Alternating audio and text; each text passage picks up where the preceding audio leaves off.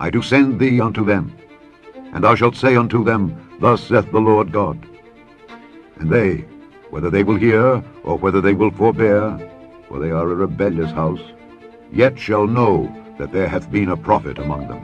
And thou, son of man, be not afraid of them, neither be afraid of their words, though briars and thorns be with thee, and thou dost dwell among scorpions. Be not afraid of their words, nor be dismayed at their looks, though they be a rebellious house.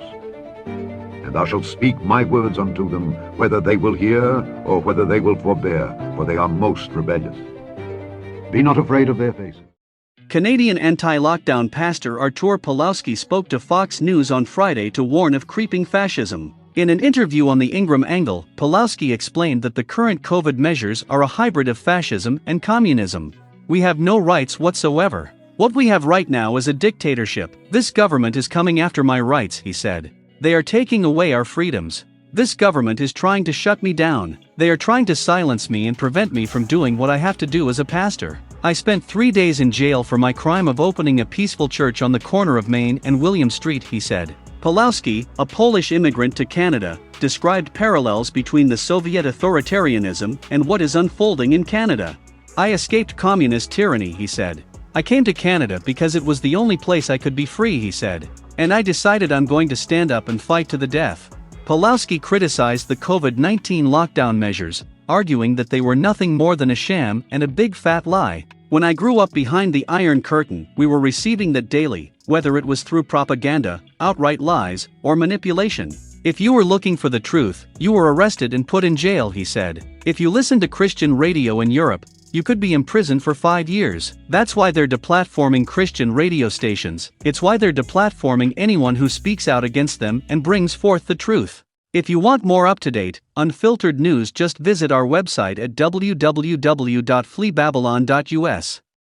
Be sure to subscribe to our newsletter because there may be a time when all truth-telling platforms will be eradicated from the internet. Censorship is on the rise, and we are living in perilous times according to the Bible. Also, be sure to like, subscribe, and share this information. Thank you for taking your time to listen, and may the Lord richly bless you. Chapter 18. And after these things I saw another angel come down from heaven, having great power, and the earth was lightened with his glory. And he cried mightily with a strong voice, saying, Babylon the great is fallen, and is become the habitation of devils, and the hold of every foul spirit, and a cage of every unclean and hateful bird. For all nations have drunk of the wine of the wrath of her fornication, and the kings of the earth have committed fornication with her, and the merchants of the earth are waxed rich through the abundance of her delicacies. And I heard another voice from heaven saying, Come out of her, my people, that ye be not partakers of her sins, and that ye receive not of her plagues. For her sins have reached unto heaven, and God hath remembered her iniquities. Reward her even as she rewarded you, and double unto her double according to her works. In the cup which she hath filled, fill to her double. How much she hath glorified herself and lived deliciously, so much torment and sorrow give her. For she saith in her heart, I sit a queen, and am no widow, and shall see no sorrow. Therefore shall her plagues come in one day, death and mourning and famine, and she shall be utterly burned with fire. For strong is the Lord God who judgeth her. And the kings of the earth who have committed fornication and lived deliciously with her shall bewail her and lament for her when they shall see the smoke of her burning, standing afar off for the fear of her torment, saying, Alas, alas, that great city, Babylon, that mighty city, for in 1 hour is thy judgment come. And the merchants of the earth shall weep and mourn over her.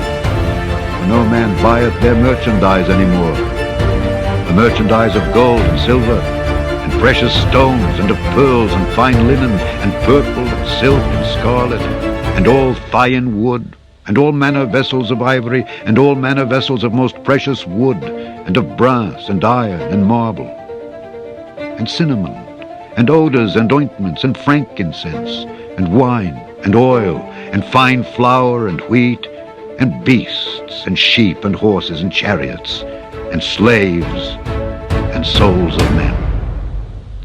And the fruits that thy soul lusted after are departed from thee, and all things which were dainty and goodly are departed from thee, and thou shalt find them no more at all.